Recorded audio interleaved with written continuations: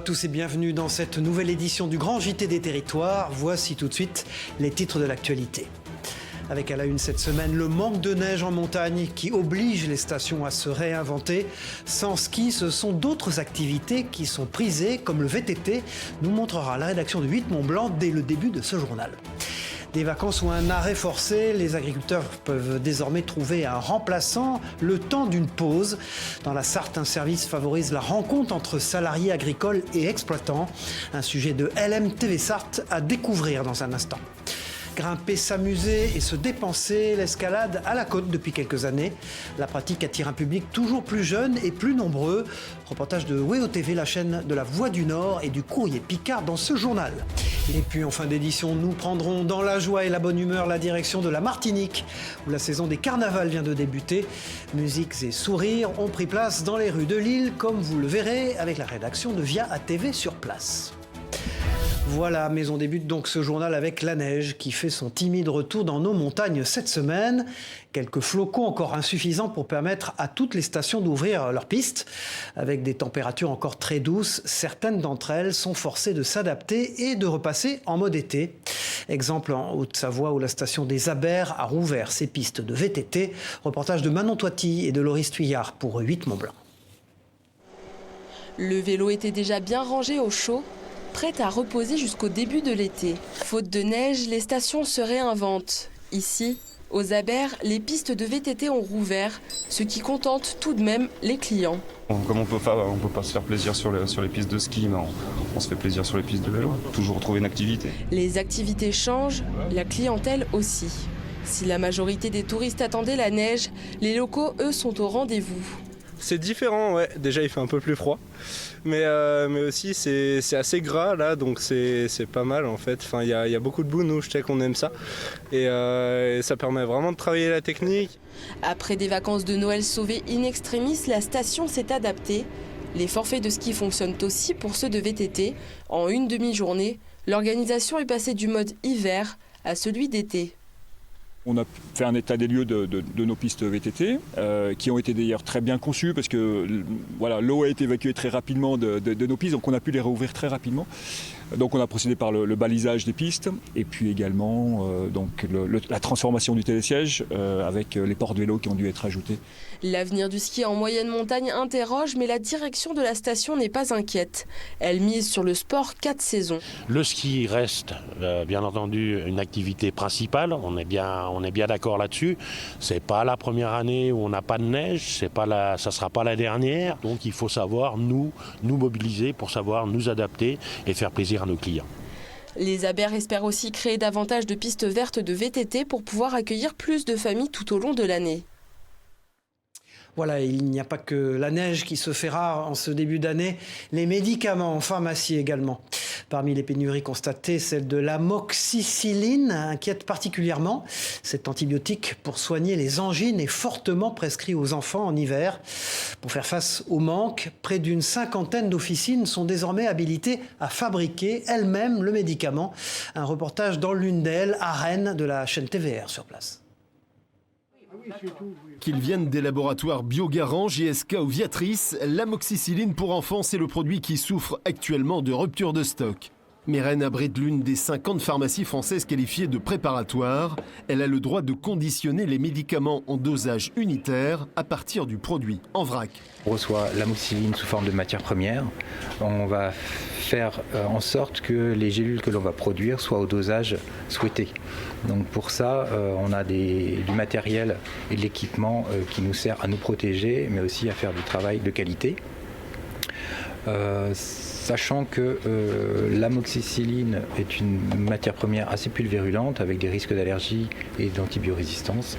Donc il faut éviter que le préparateur soit en contact avec la matière pour se protéger. Ici, un préparateur travaille quotidiennement à temps plein sur l'amoxicilline, soit une centaine de boîtes par jour représentant 1500 gélules de 125 ou 250 mg. Un travail de précision qui se termine par le contrôle d'uniformité de masse. On va peser un échantillon du lot produit, on va retirer 20 gélules, on va les peser une à une et on va vérifier que chaque gélule a un poids qui ne s'écarte pas de la moyenne théorique. Si le poids est correct, on valide le lot. Si les gélules ne sont pas correctes, on le détruit. Cette activité dite de sous-traitant permet de dépanner quelques 1000 pharmacies du Grand Ouest, une situation qui devrait perdurer jusqu'en mars, quand les laboratoires auront retrouvé leur niveau de production qui avait baissé lors de la crise Covid. Vous l'avez peut-être déjà remarqué si vous vous êtes rendu dans un fast-food depuis le 1er janvier. Fini les gobelets, couvercles et autres récipients en plastique. L'heure de la vaisselle réutilisable est arrivée. En théorie d'ailleurs, la mesure qui doit permettre d'éviter la production de 180 000 tonnes de déchets par an n'est pas encore parfaitement appliquée partout. C'est le cas par exemple à Bordeaux, comme a pu le constater Yvan Branchy pour TV7, la chaîne du groupe Sud-Ouest. Regardez. À l'heure du déjeuner, un détail sur le plateau repas a peut-être attiré votre attention. Fini les emballages jetables, place désormais à de la vaisselle réutilisable et à une nouvelle manière de consommer. Il faut limiter au maximum la pollution. Donc les emballages non recyclables, il faut arrêter. Il y a quand même une habitude qui se pose par rapport aux couverts plastiques, que ce soit paille, fourchette et couteau. Donc on doit quand même s'habituer au fait qu'il n'y en ait plus. Une habitude à prendre également pour les restaurateurs, qui doivent faire face à certains problèmes. Il y a eu beaucoup de vols de vaisselle, comme c'était réutilisable. Donc maintenant, on n'a mis que des couverts, par exemple, en bois. Du vol et une organisation à trouver pour répondre à la demande durant tout le service. Le plus compliqué, c'est de trouver le temps de tout nettoyer alors que le monde continue à arriver. Mais ce jour-là, certains restaurants ne sont pas encore prêts. En caméra discrète, nous passons commande dans une grande chaîne de fast-food. Et sur notre plateau, des emballages qui, une fois utilisés, finissent directement à la poubelle.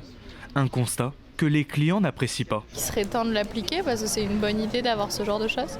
En France, le secteur de la restauration rapide génère chaque année 180 000 tonnes de déchets. Et ceux qui ne respectent pas cette nouvelle règle s'exposent ainsi à une amende de 1 500 €.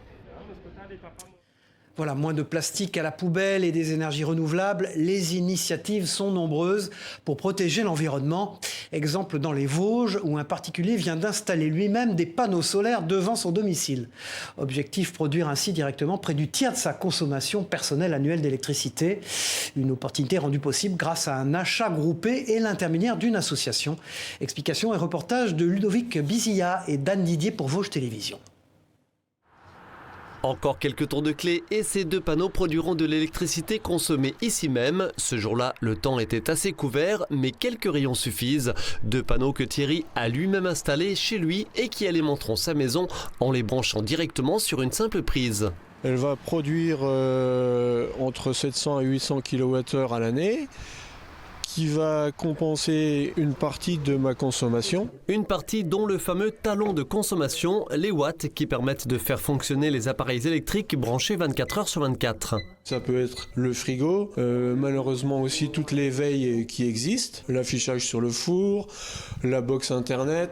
Ces deux panneaux ont en effet été livrés et achetés en même temps que 59 autres par 35 adhérents de l'association Énergie Renouvelable Citoyenne Vologne-Moselle. Des panneaux fabriqués en Italie, l'achat groupé a permis d'économiser les frais de transport. Une association qui accompagne donc tout un chacun dans sa transition énergétique. Il y a beaucoup de choses contradictoires qui se voient dans les journaux, les publicités, etc. Il y a aussi des offres qui sont un petit peu crédibles. Donc c'est une façon aussi de rassurer les gens, de passer par une association qui gère les panneaux, la livraison et le suivi. 800 kWh produits par an pour une consommation de 2400. On parle bien ici de petites installations destinées à l'autoconsommation et qui ne nécessitent d'ailleurs aucune autorisation administrative. Cette association en faveur des transitions énergétiques et écologiques compte des adhérents dans un rayon d'une trentaine de kilomètres autour des Lois, mais nul besoin d'incantation vers le soleil pour imaginer que d'autres particuliers seraient intéressés prochainement par une seconde livraison. Voilà, et de l'énergie au calcul informatique, intéressons-nous à présent dans ce journal à une autre initiative bas carbone, celle d'une entreprise parisienne qui fabrique, écoutez bien, des radiateurs numériques. Une idée pour le moins innovante et étonnante qui fonctionne grâce à la chaleur émise par des opérations informatiques.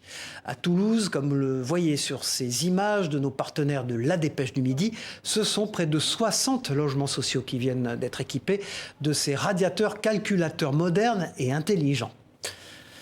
Voilà, sans transition dans ce journal, direction la Sarthe pour découvrir désormais une innovation en faveur, cette fois-ci, du monde agricole. Une plateforme dédiée à la mise en relation entre salariés et exploitants. Utile à l'heure des vacances ou pour un remplacement spontané, l'association Agri-Emploi 72 aide au recrutement dans un secteur qui peine à créer de nouvelles vocations. Un sujet d'Enzo Maubert et de Florian Wozniak pour LMTV Sarthe. Nourrir ses bovins, Gilbert le fait quotidiennement depuis plus de 30 ans. Mais au printemps dernier, une opération chirurgicale l'oblige à tout arrêter. C'est donc Yann, un salarié du service de remplacement agricole, qui a pris le relais. On a été mis en contact la semaine d'avant. Du coup, on l'a découvert le lundi matin, la veille de mon opération. Et du coup, il est resté 2 mois. Nourrissage des bêtes, labour, semis, Yann réalise les tâches habituelles. Un défi pour ce jeune de 20 ans qui, du jour au lendemain, a dû s'adapter à l'entreprise familiale. Les premiers jours, je ne savais pas où me placer, à vrai dire, parce que je ne savais pas comment il fonctionnait.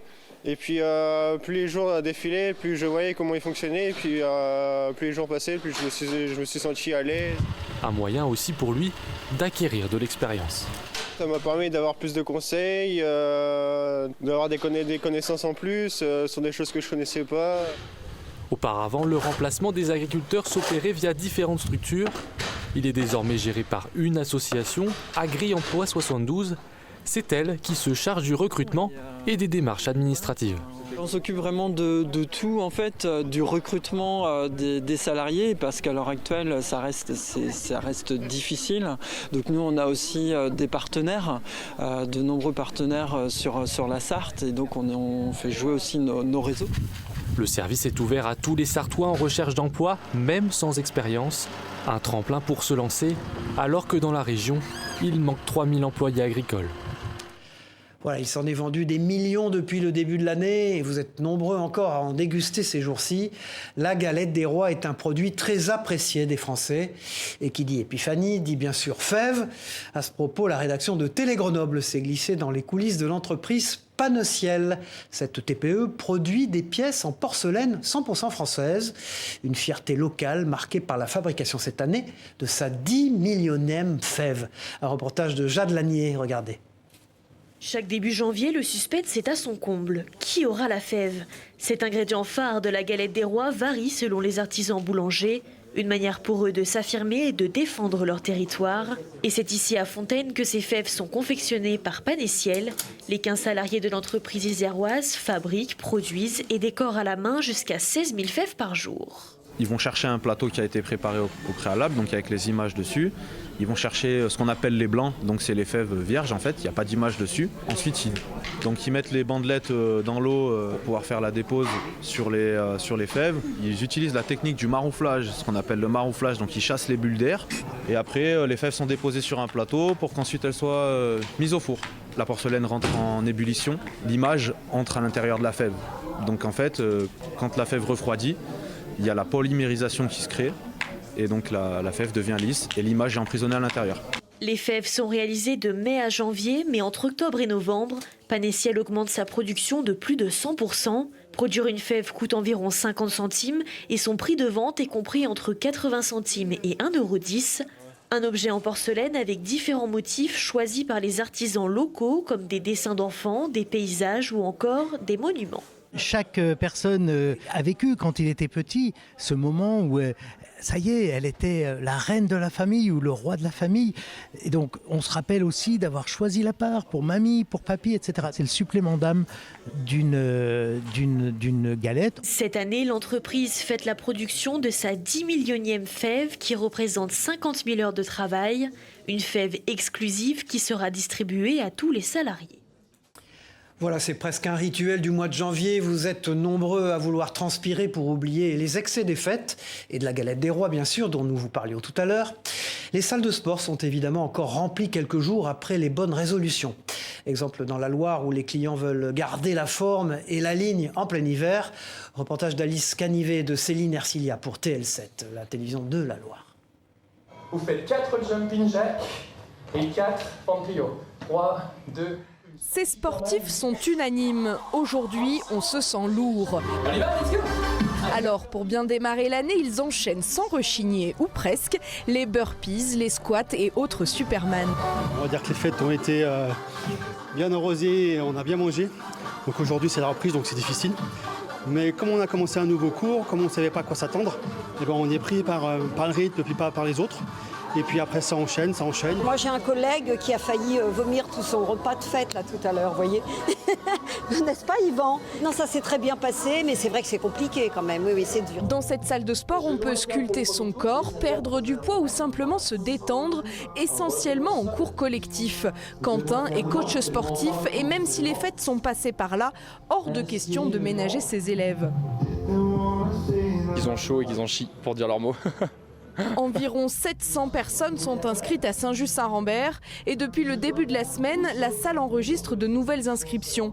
Nouvelle année et bonne résolution oblige, mais l'objectif, c'est bien de tenir toute l'année. Pour atteindre l'objectif, par exemple si on a un objectif de 8 kg, c'est de se mettre des étapes intermédiaires et quand on arrive aux étapes intermédiaires, par exemple se dire à la fin du mois de janvier, pour arriver à moins 8 au mois de juin, à la fin du mois de janvier, faut que j'ai perdu 1,5 kg.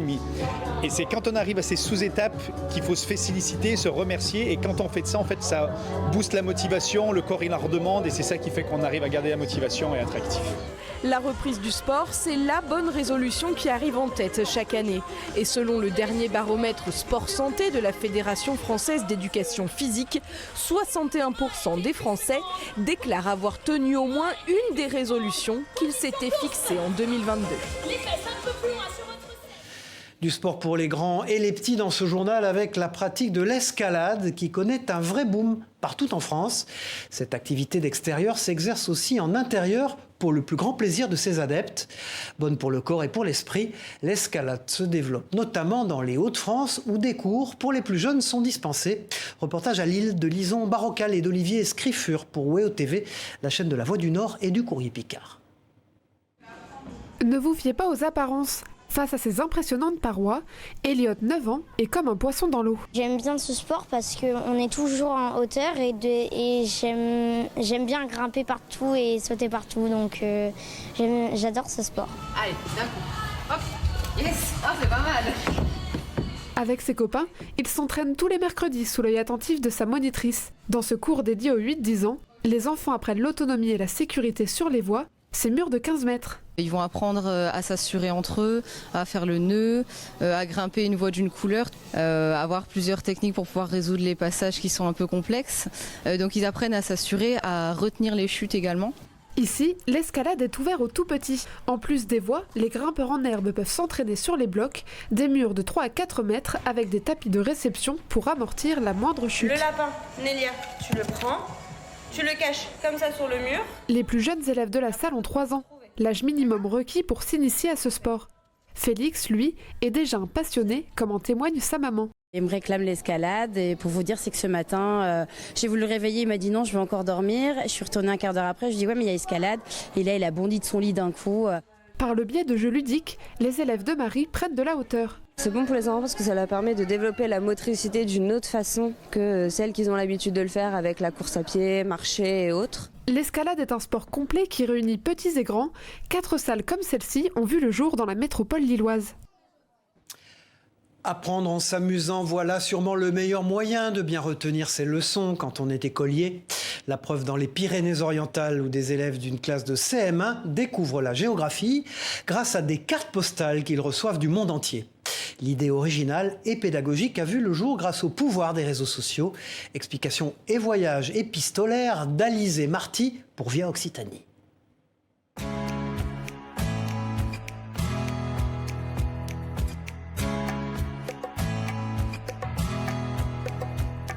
Je vous envoie cette missive aux couleurs de ma petite île.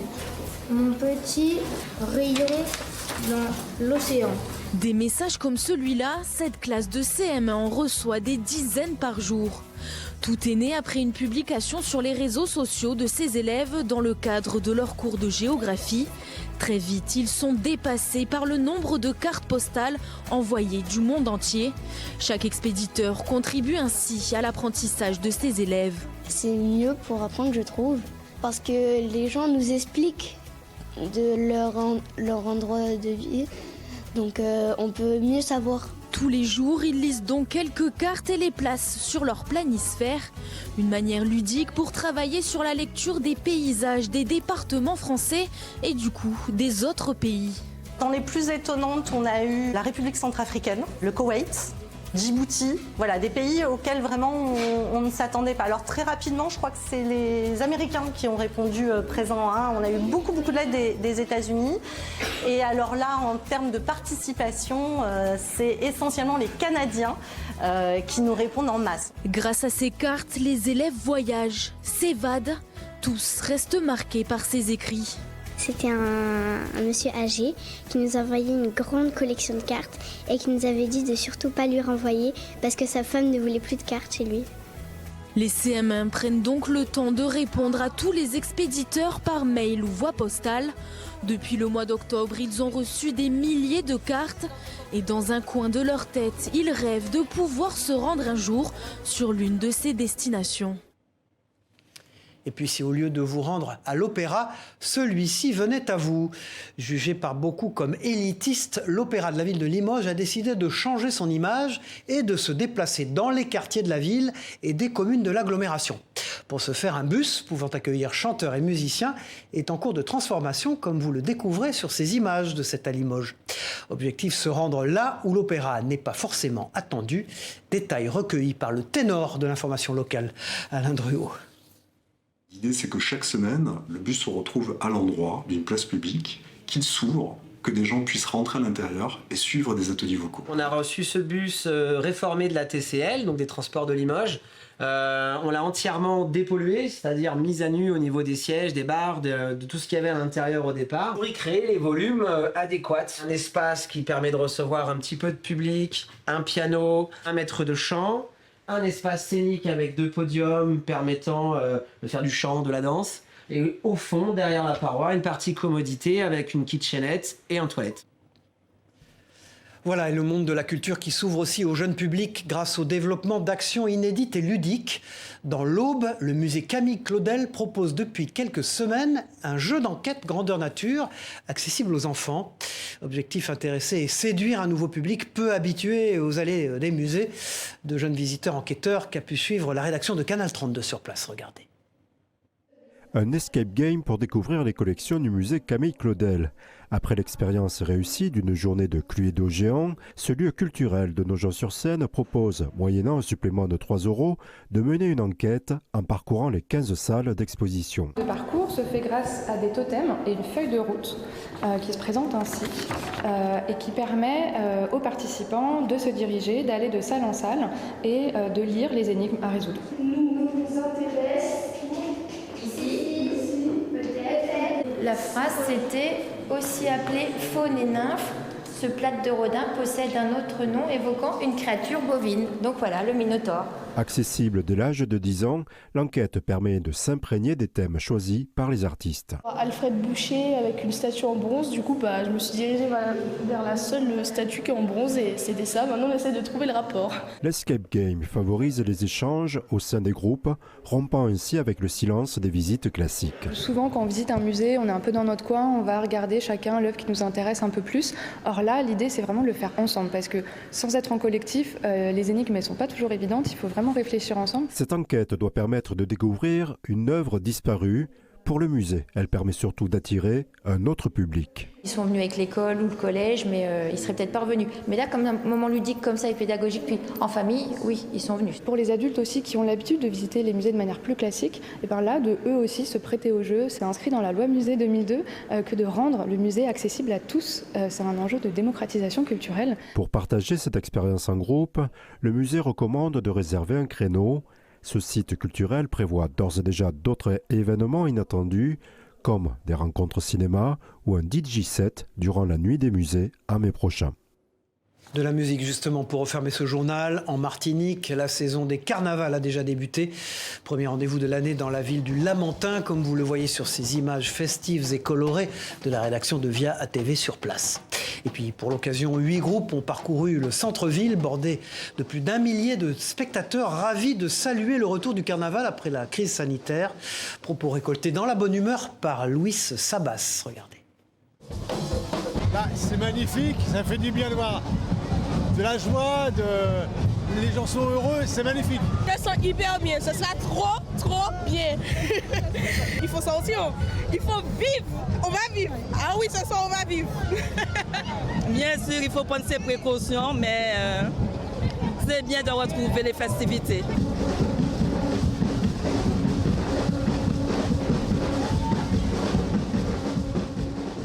Voilà, de beaux sourires et de bien belles images pour terminer cette édition. Merci d'avoir suivi ce grand JT des territoires. On se retrouve très vite pour une nouvelle édition.